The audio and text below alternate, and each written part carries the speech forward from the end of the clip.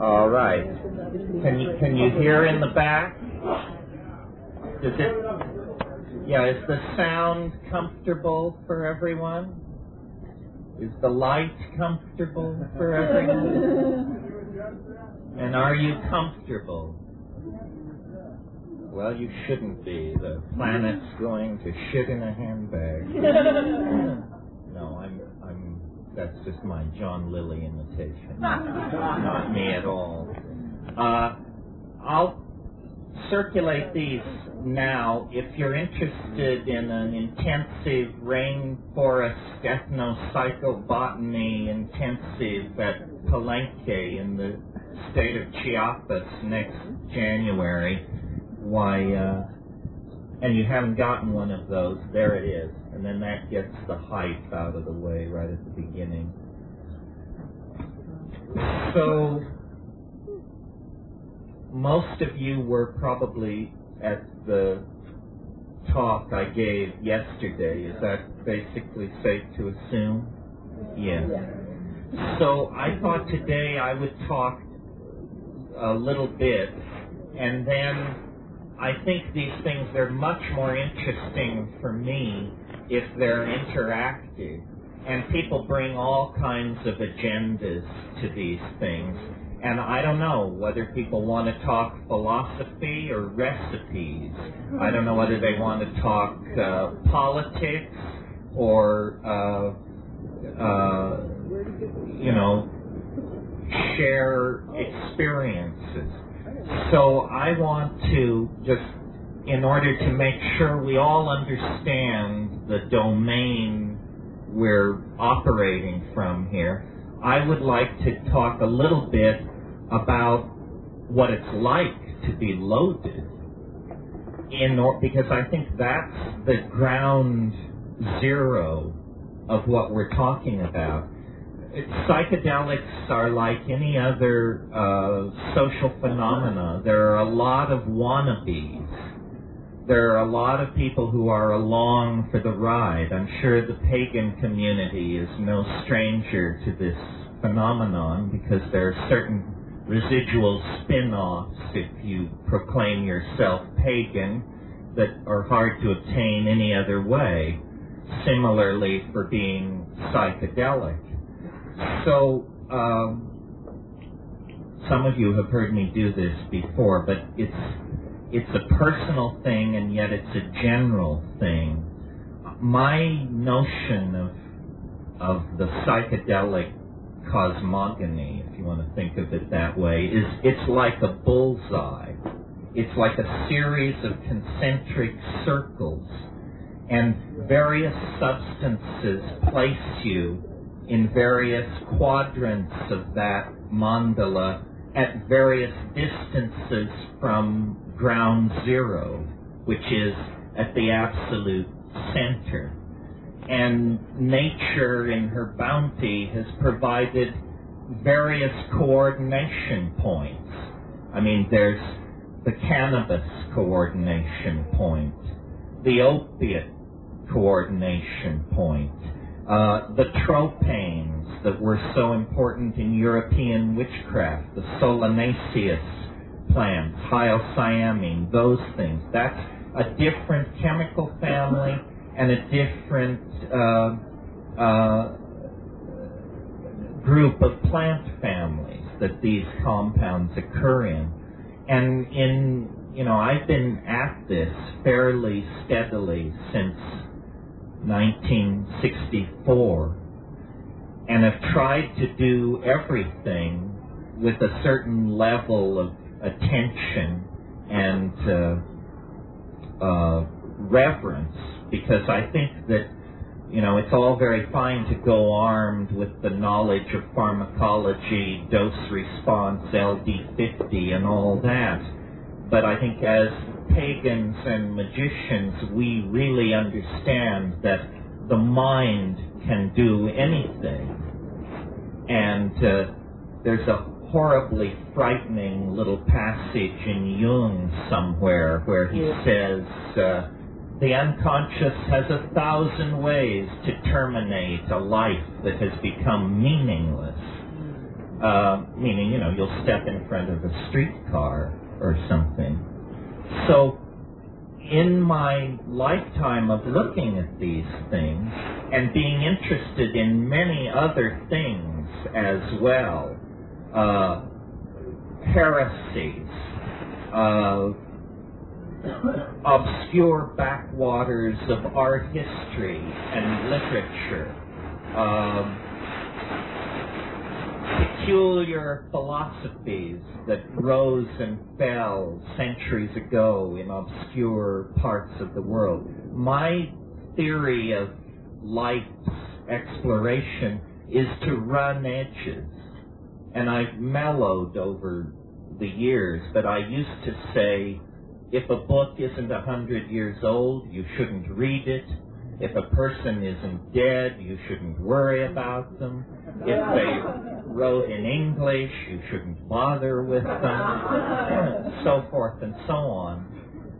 In the course of sorting out as many peculiar and bizarre possibilities as life could offer me in many places, my attitude was always critical. My attitude was always a show-me attitude. I don't believe in faith. I don't believe in belief. My favorite gospel story is the story of the Apostle Thomas, who was not present when Christ came the first time after the resurrection to the upper room. And then later Thomas came to the apostles and they said, the Master has been here. And he said, you guys have been smoking too much of that red lead. And then Christ came again. But in this conversation with the apostles, Thomas said, unless I put my hand into the wound, I will not believe it.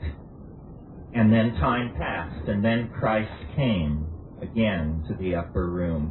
And he said, Thomas, come forward. Put your hand into the wound.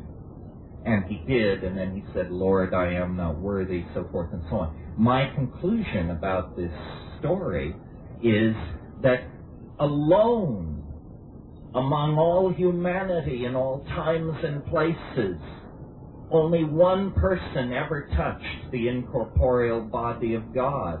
Thomas the doubter touched, because he doubted. It was not necessary that the believers should be vouchsafed such a boon, but the doubter was awarded the supreme enlightenment. Okay, so much for that. So my thing has always been, whether you present me with a diet, a social arrangement, society, a sexual conundrum, a work of art, my criteria is it shit or is it shinola? And I'm happy to give you the benefit of my personal life's experience proceeding along those lines. I want to talk about what to my mind is the quintessential hallucinogen, and consequently the quintessential spiritual and magical tool of this dimension, and that is DMT, dimethyltryptamine, a compound that occurs in the human nervous system. It occurs in many, many plants. It is the commonest hallucinogen in all of nature. And I don't know how you got to where you are this afternoon, but the way I got here is by testing and by hoping and by pursuing a magical, if that's the word, a miraculous, a transcendental ideal that over the course of life, experience strips from you. You know, you have to get a job, your first love is not your last love. Slowly this pristine, shining belief in perfectibility is eroded by the slings and arrows of outrageous fortune. You know, the dark oxen that turn the millstones of the world. Ow. But I'm here to tell you that it is real. There is a doorway into another dimension. Aladdin's lamp is real. Fairyland is real. Magic is real in the most real sense. In the same sense that what we call reality is real. And I learned this through this compound. And one of the great puzzles about this compound is why more people don't know about it. No brotherhood initiated me. No lineage reaching back to the fall of Atlantis brought me into its circle. Therefore, I feel completely free to say anything I want. Nobody has ever come to me and said, "You are spilling the beans. You are telling the secret." A long, long time ago, and, you know, we all have different opinions. This is mine. I hope it doesn't offend. But a long, long time ago, I took an oath to tell all secrets that came my way. Don't tell me a secret. I won't keep it. I'm against secrets. I'm against hierarchies, lineages, all assumption of special knowledge on the part of anyone in the presence of anyone else is abhorrent to me. I mean, I am a true anarchist, first and foremost. So, DMT, like all things in this world, has a physical body, a presence and a presentation. In this case, it looks rather like earwax. It is orange. It is crystalline. It smells vaguely of mothballs. And for my money, it is the lapis, the quintessence, the universal panacea at the end of time has sent a reflection back through the temporal labyrinth, and wherever this touches, wherever this compresses, the mystery is fully present. So what is it then? Well, it's an experience, and I maintain it's the most intense experience you can have this side of the yawning grave, without doubt. I mean, people say, is it dangerous? Well, the answer is only if you fear death by astonishment. Yes, that's a joke here. It's not a joke there, because you find yourself literally holding your heart to verify that you have not, in fact, had a coronary thrombosis induced by wonder, terror, reverence, and astonishment. So, here it is, the quintessence, the orange thing. Was it transponded in from Arcturus? Was it handed down through some ancient eldritch brotherhood that found this secret before the pyramids were built? Who can say? Whatever it is, wherever it comes from, here's what happens when you allow it to pass through the blood-brain barrier of your own alchemical vessel, which is your body. The first thing that happens is that there is a sense as though all the air in the room had been sucked out. All the colors brighten. This is that increase in visual acuity that I made so much of yesterday. All edges become sharp. Distant things stand out in their clarity. This is at one toke. At two tokes, you close your eyes. You feel a sense of anesthesia seeping through your body. You close your eyes and you see a floral pattern rotating in space, usually yellow-orange. People who do this occasionally, and nobody does it a lot, call it the chrysanthemum. It's a floral pattern, like a pattern in a Chinese brocade. This forms and stabilizes, and then you either break through it or you require one more toke. And these are matters of physiology, shamanic intent, so forth and so on. The leather-lunged hash smokers among us have a leg up in this department. This is a spiritual discipline where the ability not to cough makes the difference between shunyata and, try again, Sam. So, you take, let us assume, a third toke, long and slow, through a glass pipe. Pure, you vaporize this stuff. You don't mix it with weed or oregano or any of that, which was done in the past. You want the pure stuff.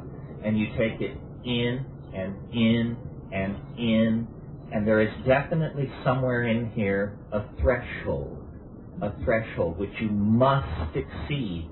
And when you do that, this membrane-like thing, this chrysanthemum, will actually part, and there is a sound like the crumpling of a plastic bread wrapper or the crackling of flame.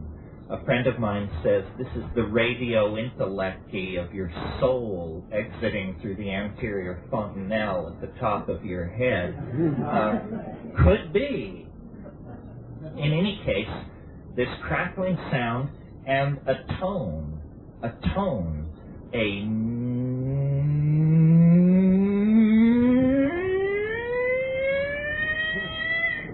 and then there's this impression of transition, and you're now 20 seconds deep into this experience.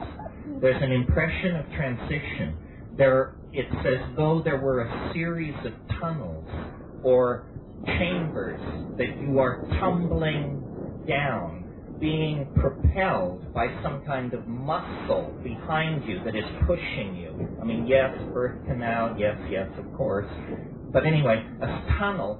And what I've noticed about this tunnel is the walls and ceiling flux and come down to meet each other, and where they touch, they pull apart with a... And then you're propelled into the next space, and then the next, and then the next, and there is this...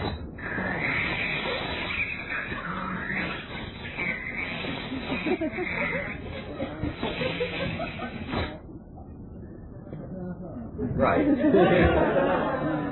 And then you are there. And this is what I want to talk to you about, because of all communities, I hope, perhaps collectively, simply, someone can say something enlightening about this. Then you are there, and where is there? It's underground. How you know this, you cannot say, but there is an irreconcilable sense of enormous mass surrounding you. In other words, you are underground. You're at the center of a mountain or something, and you're in a room which aficionados call the dome, and people will ask each other, did you see the dome? Were you there?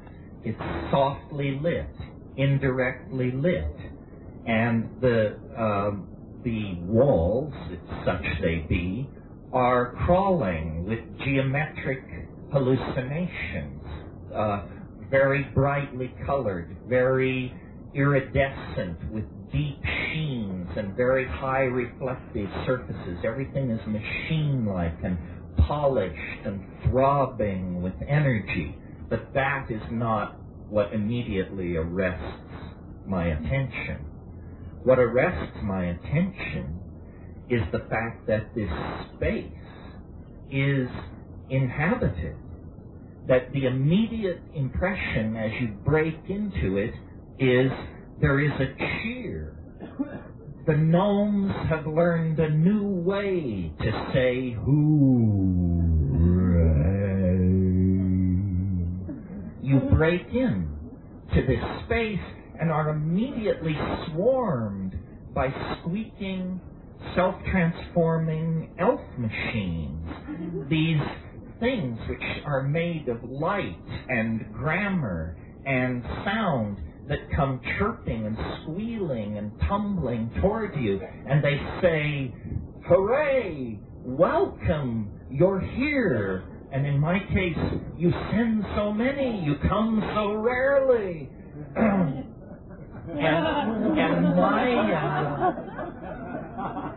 my immediate impression, no matter how many times I do this, and I've done it maybe 30 or 40 times, which isn't a lot in a lifetime of worshiping it, my immediate impression is that they are welcoming. There is something going on which I've over the years come to call love, L-U-V, not light utility vehicle, but love that is not like eros or not like sexual attraction. I don't know what it's like exactly. It's almost like a physical thing. It's like a glue that pours out into this space. And my immediate impression in there is I'm appalled. I'm appalled at how far I've come. And one of the strange things about DMT is that it does not affect your mind in the ordinary sense, in that, drugs, they make you giggly, they frighten you, they stimulate you, they depress you. DMT does none of this. You go to that place with all your groceries. You're there, and you're there thinking, Jesus H. fucking Christ, what is this? What is it? And you're thinking, I must be dead. I've done it this time. The psychedelic mantra, I've done it this time. I must be dead. And so you think heart, yes, heart, pulse, yes. And meanwhile, these things are literally in your face. And what they do is they jump into your chest, and then they jump out again. And what they're doing, and this is the point, I think, what they're doing is they are singing, chanting, speaking in some kind of language that is very bizarre to hear. But what is far more important is that you can see it. They speak in a language which you see. And this is completely confounding, because syntax is not something you ordinarily reach out and touch. And in this space, that's what's happening. And so, like jeweled, self-dribbling basketballs, these things come running forward.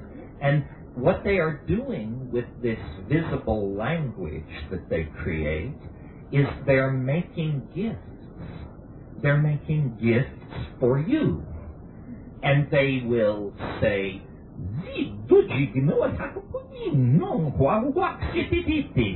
which condenses as something which looks like a cross between a sopwith camel, a Havana cigar, a piece of abalone, an opal, and nookie, and they offer it to you. And you're looking at this thing, and as you look at it, it also transforms, changes, speaks, sings, undergoes metastasis, undergoes metamorphosis. And these things are just accumulating. And each elf machine creature elbows others aside, says, look at this, take this, choose me. And as you direct your attention into these things, you have the overwhelming conviction that if you could bring a single one of these objects back to this world, that somehow you wouldn't have to say anything. You would just walk up to people and say, friend? And people say, oh my God! You got a piece of the action, the real action. So, this state of ecstatic frenzy, and it's like a Bugs Bunny cartoon running backwards in cyberspace or something. This state of incredible frenzy goes on for about 3 minutes, and all the time the elves are saying, don't give way to wonder. Do not abandon yourself to amazement. Pay attention. Pay attention. Look at what we're doing. Look at what we're doing, and then do it. Do it. And it's this thing where then everything stops, and they wait, and you feel like a torch, a spark lit in your belly that begins to move up your esophagus. And eventually when it reaches your mouth just flies open. And this language-like stuff comes out. Acoustically, it's the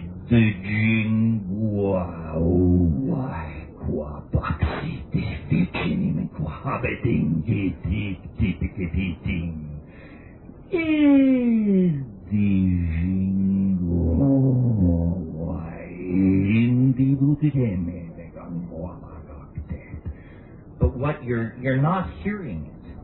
The startled friends who sent you to this place are putting up with this. What you're experiencing is a visual modality where these tones are surfaces, shading, colors, insets, jewels. You are making something.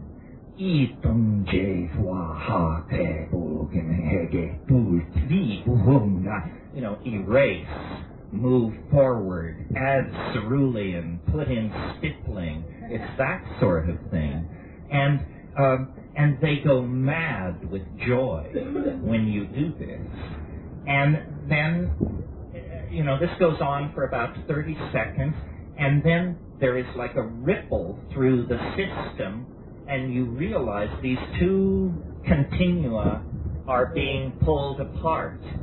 And I had one trip where and often it's very erotic, although I'm not sure that's the word, but it's something, it's almost like sex is the surface of something of which this is the volume. And I'm a great fan of sex. I don't mean to denigrate it. I mean to raise DMT to a very high status.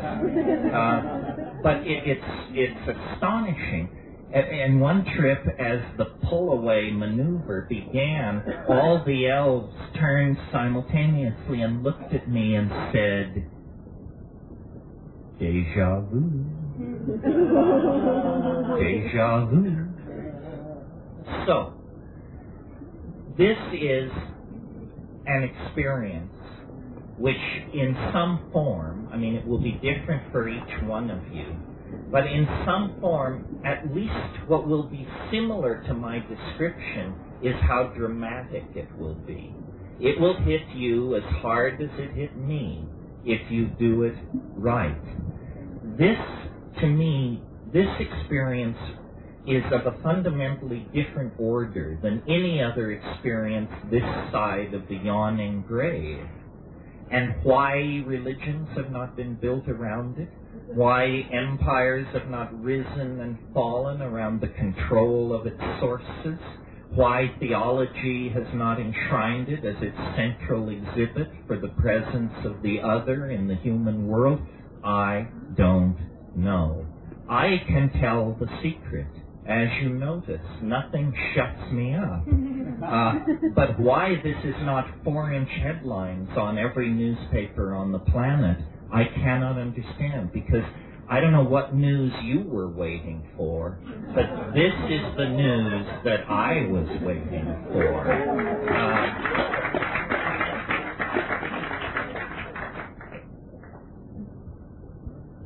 And it's an incredible challenge to human understanding to try and make sense of this. And I started out, reading Jung, doing my Hindu, getting up to speed with all that, studying Zen Buddhism, studying shamanism. The thing that puzzles me about DMT is how little trace there is of it in the human world. I can't point to a period in European art or the art of some group of islanders somewhere and say that is very much like DMT. It isn't. And yet the DMT thing it's like an avalanche of orgasmic beauty, but a certain kind of beauty. The only words that I can find for the kind of beauty that it is bizarre, alien, outlandish, outre, freaky, and at the very edge of what the human mind seems to be able to hold. Well, where is this coming from? And what is happening? And this is what I like to discuss with people such as yourselves who have wide experience in the world and in the realms of the unseen. This has to be taken seriously. In other words, it's only a hallucination thing. That horseshit is just passé. I mean, reality is only a hallucination, for crying out loud. Haven't you heard? So that takes care of that. It's only a hallucination.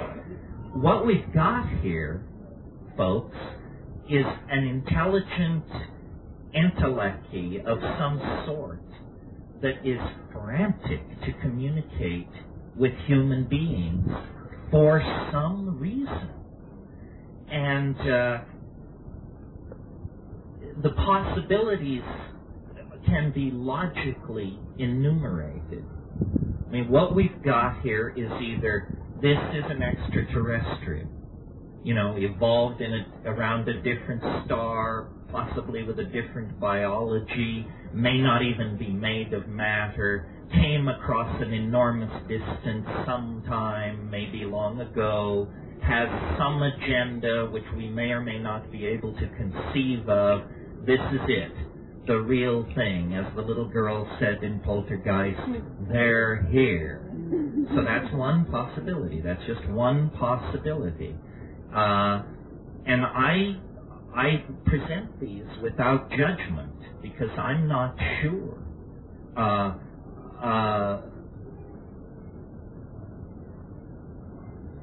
If an extraterrestrial wanted to interact with the human society, and it had ethics that forbade it from landing trillion-ton beryllium ships on the United Nations Plaza, in other words, if it were subtle, I can see hiding yourself inside a shamanic intoxication.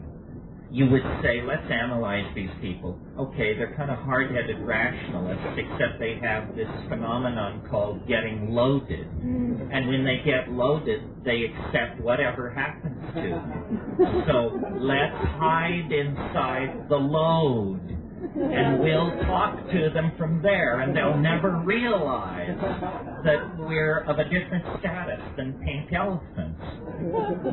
Okay, that's one possibility.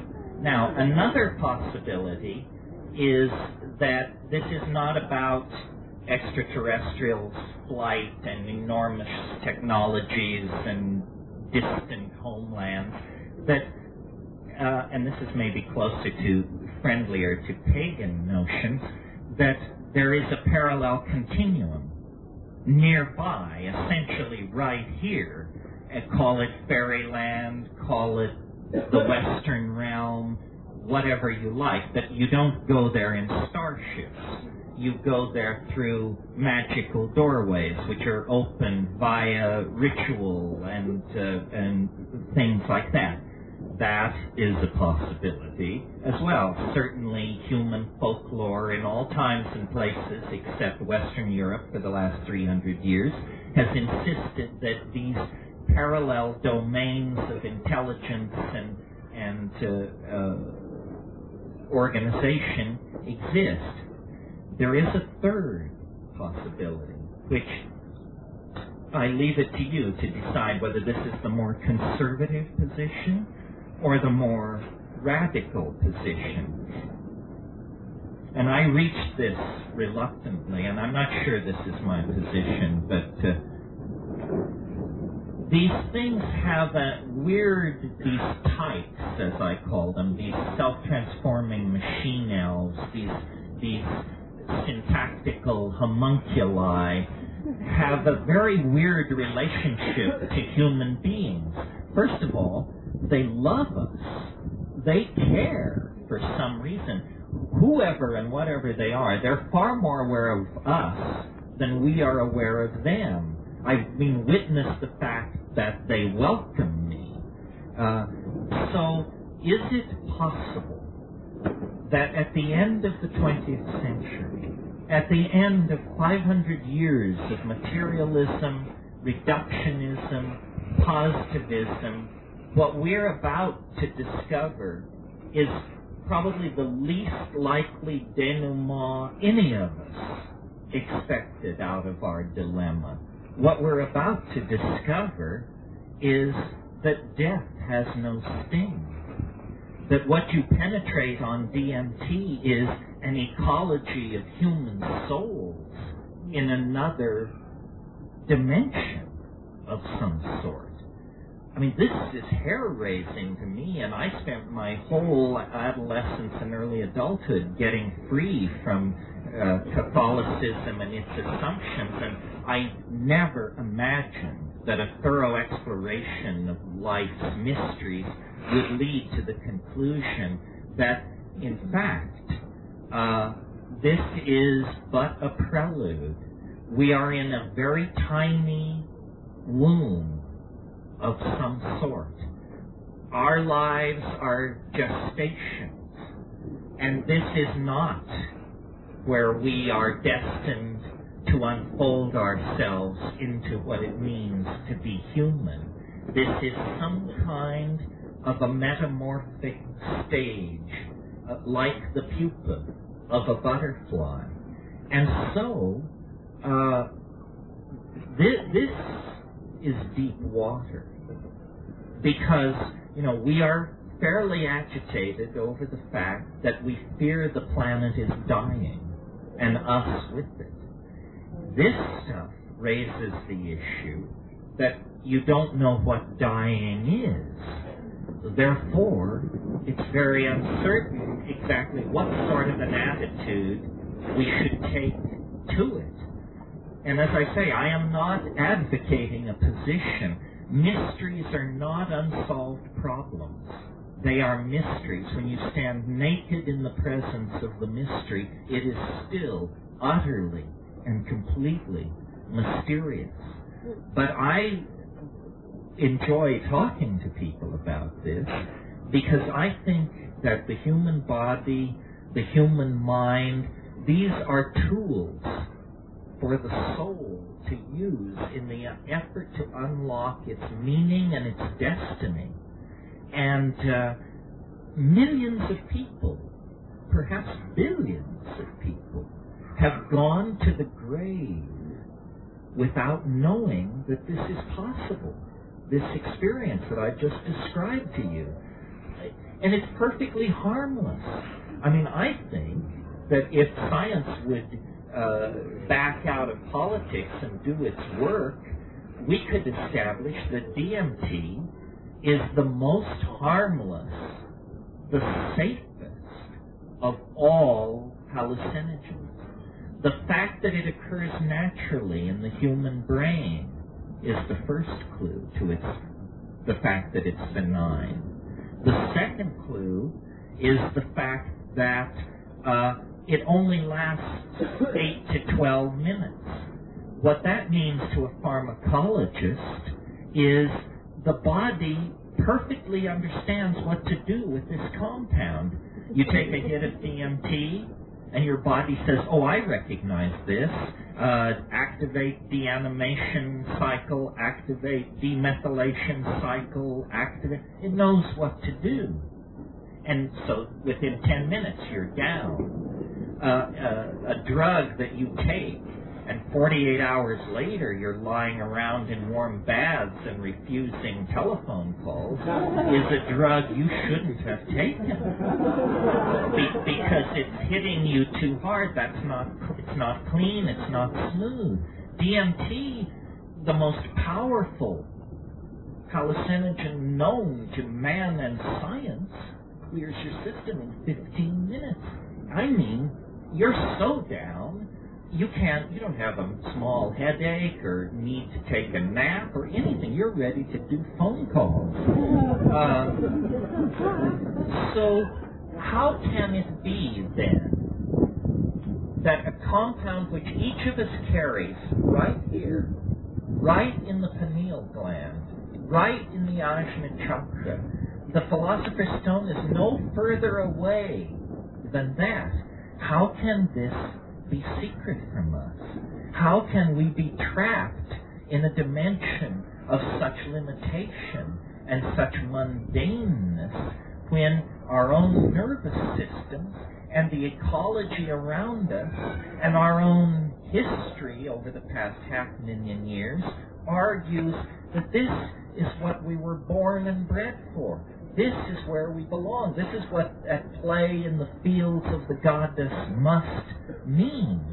And somehow history has made us dysfunctional, buried the mystery, made it, if at best, a piece of secret knowledge jealously guarded by somebody. I mean, I don't know. There are lots of mystery cults and secret societies in the world. I don't know if any of them are guarding DMT as a secret. It may be so. No one told me to keep my mouth shut. If a very suggestive short story, I'm sure many of you know and love the Argentine surrealist writer Jorge Luis Borges. Well, Borges has a book, I believe it's called Labyrinth. And in Labyrinth, there is a short story called The Sect of the Phoenix. And it says, there is a sacrament older than mankind. The sectarians have been the victims of every persecution in human history. And the sectarians have been the purveyors of every persecution in history.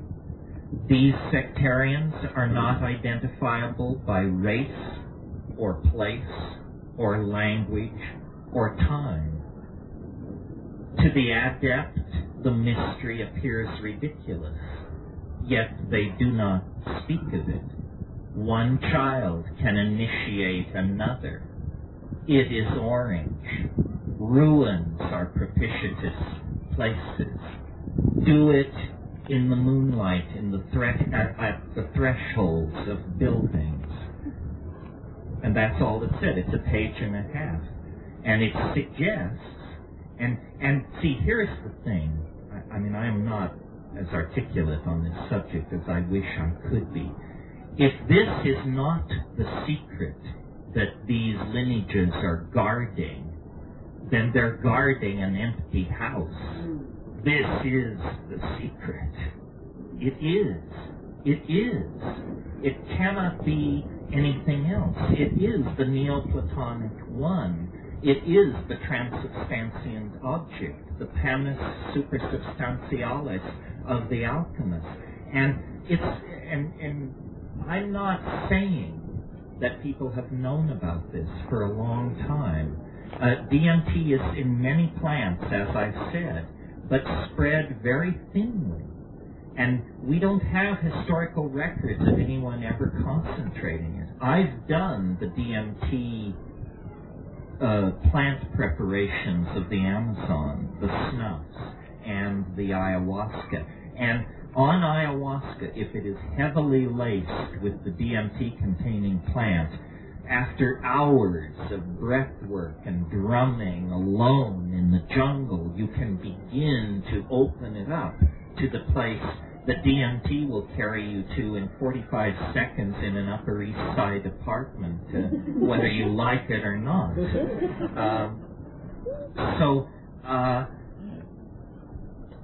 And I some of you may have seen, years and years ago, this B movie about a guy who has a big ranch in Mexico, and one of the campesinos comes rushing back from having encountered a brontosaur in the forest, and he can only point inarticulately at the woods and say, something, something, something, something. And that's what I am. I'm a monkey. And I've come back to the truth. And I'm telling you, there's something over the next hill that is off the scale. Off the scale. And I have made it my business to, delve. I'm a delver. I'm a noetic archaeologist. The obscure heresies and strange rites and all of this stuff. Been there, done that. It's all pale soup compared to this. And so I hype it to you.